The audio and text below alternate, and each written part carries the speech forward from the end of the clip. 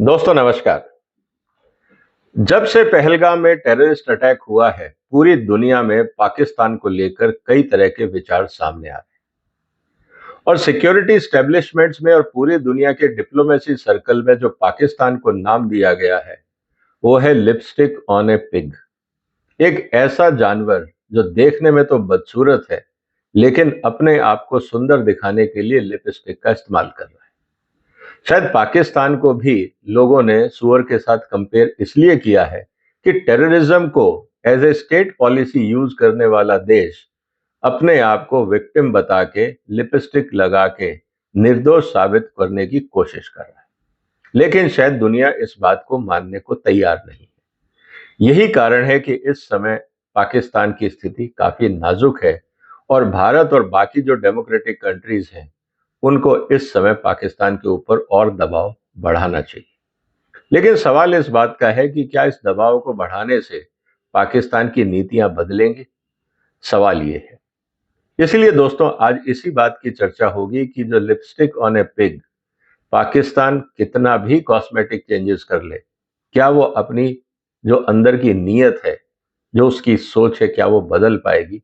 मुद्दा आज यही है। इसीलिए अंत तक इस वीडियो को देखिएगा, शेयर करिए और अपने कमेंट्स लिखिए कि क्या जो चल रहा है इसका कोई रास्ता है।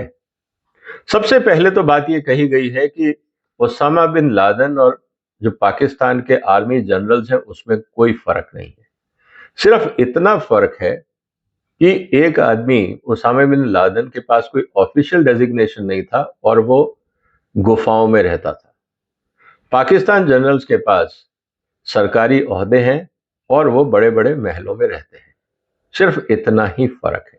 बाकी जहां तक उनकी सोच है, काम करने का तरीका है, जो वो चाहते हैं, वो दोनों में कोई फर्क नहीं है। दोनों आतंकवाद को पालना और परोसना चाहते हैं। ये बात पूरी दुनिया में जितने भी डिप्लोमेटिक सर्कल्स हैं उनमें बात बहुत क्लियर हो गई। दूसरी सबसे इंपॉर्टेंट बात यह आ गई है कि अगर इस तरह की हरकतें हैं तो पाकिस्तान का आफ्टरऑल उद्देश्य क्या है, वो किस तरह से और क्यों इस तरह का सो कॉल्ड भारत या अफगानिस्तान या पूरी दुनिया में इस तरह के जिहाद को लेकर हमेशा पाकिस्तान ही सामने क्यों आता है? कई देश हैं, कई मुस्लिम देश हैं, लेकिन उनका नाम नहीं आता, पाकिस्तान का ही नाम क्यों आता है? कारण यह है कि पाकिस्तान में जो टेररिज्म है उसका एक इंस्टीट्यूशनल फ्रेमवर्क है। पाकिस्तान में जो टेररिज्म है वो एक ऑर्गेनाइज्ड सेक्टर है। वहां बाकायदा पूरा डोमेन है। लोग वहां पे पूरा टेररिज्म को प्रमोट करते हैं, सपोर्ट करते हैं, ट्रेन करते हैं, फंड करते हैं, नर्चर करते हैं और उसको यूज करते हैं। और ये बात बहुत क्लियर है क्योंकि शुरुआत हुई थी, अगर हम ध्यान से देखें, कि जब रशिया ने अटैक किया था अफगानिस्तान में, उस समय तालिबान को सपोर्ट किया। रशिया को वहां से निकलने के बाद अब उस जो दानव उन्होंने क्रिएट किया था उसका उपयोग क्या करें? अब वो स्थिति उन्होंने उस पूरी जो एनर्जी और जो ट्रिक्स थी, टेक्निक्स थी, उसको उन्होंने भारत में कश्मीर के खिलाफ खोल दिया। अब इन भेड़ियों को जब उन्होंने भारत के खिलाफ खोला तो उसका पर्पस क्या था? सबसे पहला उनका पर्पस ये था कि भारत से हमें बदला लेना है, क्योंकि 3 बार लड़ाई हो चुकी, आप जीत नहीं पाए और अब आपको पता है कि चौथी लड़ाई में भी आप नहीं जीतोगे, तो आप अपनी भड़ास कैसे निकालो? तो सिर्फ यही था कि भारत में जाके आतंकवाद फैलाया जाए और उसके लिए पूरा सपोर्ट पाकिस्तान की आर्मी देगी। और उस पाकिस्तान की आर्मी ने इस पूरे काम के लिए एक नया डिवीजन, जिसको आईएसआई बोलते हैं, इंटर इंटेलिजेंस सर्विसेज, जो इंटरनल सर्विसेज इंटेलिजेंस, इसको जब उन्होंने बनाया तो उसका पर्पस यही था कि so called non state actors, मतलब उन लोगों के पास जो सरकारी ओहदा नहीं है, ना उनके पास सरकारी ऑफिशियल सपोर्ट है, उसको अनऑफिशियली कैसे एनकरेज और सपोर्ट किया जाए, ये काम पाकिस्तान की आर्मी ने आईएसआई के माध्यम से किया और ये पूरी दुनिया को पता है। अब जैसे बाकी फुट सोल्जर्स होते हैं, इसी तरह से चाहे वो लश्कर तोयबा हो, जैसे मोहम्मद हो, इन सब को इनकरेज किया गया एज ए फील्ड फोर्सेस कि हम आपको पीछे से बैकअप करेंगे। उनके जो बड़े खलीफा हैं वो रहेंगे पाकिस्तान में आराम से, और जो नए रंगरूट होंगे उनको हथियार दिया जाएगा, सुसाइड बॉम्बिंग का तरीका दिया जाएगा और आतंकवादी घटनाओं में कैसे काम करना है उसकी ट्रेनिंग दी जाएगी। और इसी तरह से इस पूरे प्रोसेस को उन्होंने रिलीजन से जोड़ दिया। कश्मीर, इस्लाम और आतंकवाद, तीनों को इस तरह से उन्होंने जोड़ा कि लोग उस पर सवाल ना उठाएं। आज इस्लामिक टेररिज्म या इस्लामोफोबिया की जब बात होती है तो उसका कारण सबसे बड़ा ये है कि पाकिस्तान ने इस्लाम को ऑफिशियली अपने जो टेररिज्म एक्टिविटीज थी उसकी आइडियोलॉजी के साथ जोड़ दिया है कि कोई भी आप टेररिस्ट एक्टिविटी करें उसको इस्लाम का कवर दे दीजिए ताकि वो लेजिटिमेसी हो जाए। इससे इस्लामिक देश भी परेशान है और बाकी दुनिया भी परेशान है। अब सवाल इस बात का था कि इसको रोका कैसे जाए। रोकने का एकमात्र तरीका था कि पाकिस्तान के ऊपर प्रतिबंध लगाएं।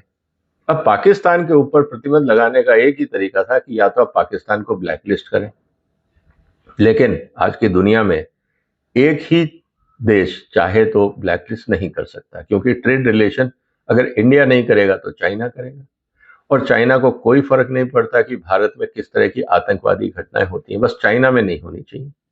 तो ये सोच रखते हुए इस तरह का दबाव काम नहीं करता। तो अंतर्राष्ट्रीय लेवल पर फिर एक संस्था बनाई गई जिसका नाम है FATF, मतलब फाइनेंशियल एक्शन टास्क फोर्स। अब फाइनेंशियल एक्शन टास्क फोर्स में कोई सरकार नहीं है, कोई संस्था नहीं है। जो मेंबर कंट्रीज हैं वो जाके उस देश में देखते हैं कि क्या ये देश आतंकवाद या ड्रग्स या इलीगल एक्टिविटीज में स्टेट पॉलिसीज के रूप में लीनियंट है, स्ट्रिक्ट है, फंडिंग करता है, सपोर्ट करता है, एनकरेज करता है, या क्या करता है।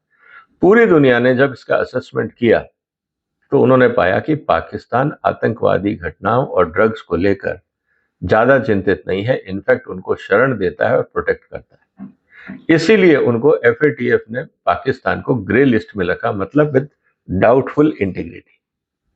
अब सवाल इस बात का है कि जब दबाव पड़ता है और FATF में जब आप एक बार लिस्ट हो जाते हो तो वहां ये कहा जाता है कि कोई भी कंपनी वहां इन्वेस्ट नहीं करेगी और बाकी जो देश हैं वो उनके साथ व्यापार नहीं करेगी, रिस्ट्रिक्शन होंगे, कोई ज्यादा व्यापारिक समझौते नहीं होंगे। यही कारण है कि पाकिस्तान की अपनी आर्थिक स्थिति बहुत खराब हो गई है, क्योंकि वहां तो कोई ना इन्वेस्टमेंट कर रहा, ना वहां पे कोई किसी भी तरह का कोई अंतरराष्ट्रीय आपने कोई समझौता देखा होगा। अब सवाल इस बात का है कि अगर FATF से इतना नुकसान है तो पाकिस्तान क्या करता है। जिस भी संस्था का नाम FATF में या अंतरराष्ट्रीय बिरादरी लेती है कि आपके यहाँ फॉर एग्जाम्पल जो लश्कर ए तैयबा है वो आतंकवादी संगठन है, तो उसको बैन कर देंगे और वही सारे लोग एक नए नाम से एक नई संस्था बना देंगे, और पाकिस्तान की सरकार इसकी इजाजत दे रही है। इसीलिए बार बार जो अंतरराष्ट्रीय लेवल पे कहा जा रहा है कि जो पाकिस्तान है that is pig using lipstick to prove कि वो इतना गंदा नहीं है जितना आप लोग समझ रहे हैं। लेकिन अब पूरी दुनिया इस बात को जानती है, और खासकर जब भारत की बात आती है तो जितने बड़े आतंकवादी घटनाएं हुई हैं भारत में, चाहे वो बॉम्बे का हो, पुलवामा का हो, पहलगाम हो, भारत के पार्लियामेंट पे अटैक हो, जितने भी बड़े अटैक हुए हो, सब जगह पाकिस्तान का डायरेक्ट इन्वॉल्वमेंट था। ये पूरी दुनिया अब जानती है। अब भारत अगर सख्त कार्रवाई करता है तो मुझे नहीं लगता कि जिस तरह से भारत ने अभी जो स्टेप उठाए हैं, इंडस वाटर ट्रीटी को सस्पेंड किया है, भारत पे दबाव डालने के लिए इस समय मुझे नहीं लगता कि दुनिया में कोई भी देश मॉरली इतना सक्षम होगा जो ये कहेगा कि भारत ने गलत किया। अब देखना यह है कि आने वाले दिनों में पाकिस्तान की आर्मी जो फाउंटेन हेड है, जो पूरा प्लानर है इस आतंकवादी घटनाओं का, उनको कैसे काबू किया जाता है। क्योंकि ये तो फील्ड फोर्सेस है, ये तो क्या है, रंगरूट है, इनको मार भी दोगे तो कोई फर्क नहीं पड़ता। पाकिस्तान की आर्मी को कोई फर्क नहीं पड़ता, वो तो सोच के बैठे कि हमें 5-10 हजार आदमी हर साल मरवाने हैं। अब सवाल इस बात का है कि वो लोग कौन हैं, वो भारत के नागरिक हैं या पाकिस्तान के नागरिक हैं, उनको कोई फर्क नहीं पड़ता। ये पूरी जैसे एक बंदूक में गोलियां होती है, चलाने के बाद उसके खोखे का कोई मतलब नहीं रहता। इसीलिए जिस तरह के ये रंगरूट है टेररिस्ट ऑर्गेनाइजेशन में, इनके मरने के बाद इनकी लाशों से भी उनको कोई लेना देना नहीं, ये सिर्फ एक फुट सोल्जर है।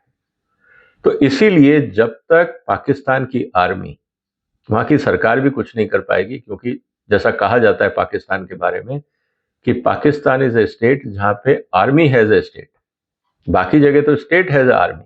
भारत में आर्मी हमारा एक डिपार्टमेंट है, लेकिन वहां तो पूरा सिस्टम ही आर्मी है, सिर्फ दिखाने के लिए आप एक डेमोक्रेटिक सरकार को बैठा देते हैं। जिस दिन पाकिस्तान आर्मी चाहेगी उनको वहां से आप हटा सकते हैं, बेदखल कर सकते हैं। मुशर्रफ ने हमारे सामने करके दिखाया, हर पाकिस्तानी जनरल ने करके दिखाया जब उसको लगा कि सत्ता उसके पास होनी चाहिए।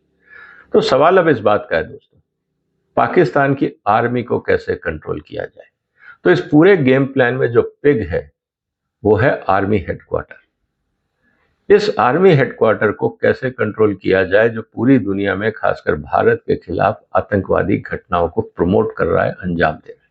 सवाल अब ये है, अब देखते हैं कि पूरी दुनिया क्या रिएक्शन देती है, भारत सरकार क्या करती है, क्योंकि बहुत सोच समझ के काम करने होंगे, हड़बड़ में काम नहीं होते। क्योंकि आज की दुनिया में जिस तरह से एनवायरनमेंट है, आसान नहीं है कि आप ओवरनाइट रिजल्ट ले लें, लेकिन लॉन्ग टर्म प्लान होना चाहिए कि इस तरह की संस्थाओं को कैसे कॉर्नर किया जाए और खत्म किया जाए। वक्त बताएगा दुनिया और भारत क्या कदम उठाती है, लेकिन आप और हम नजर बनाए रखेंगे। आपके अगर कोई सुझाव हो कि किस तरह से जो पाकिस्तान आर्मी है उसको कंट्रोल किया जाए ताकि वो पूरी दुनिया में आतंकवाद ना फैलाए, अगर आपके कोई सुझाव है तो कमेंट बॉक्स में जरूर डालिए। इस वीडियो को शेयर करिए, इस चैनल को सपोर्ट करिए, सब्सक्राइब करिए। फिर मुलाकात होगी एक और महत्वपूर्ण मुद्दे के साथ। तब तक अपना ध्यान रखिएगा। फिलहाल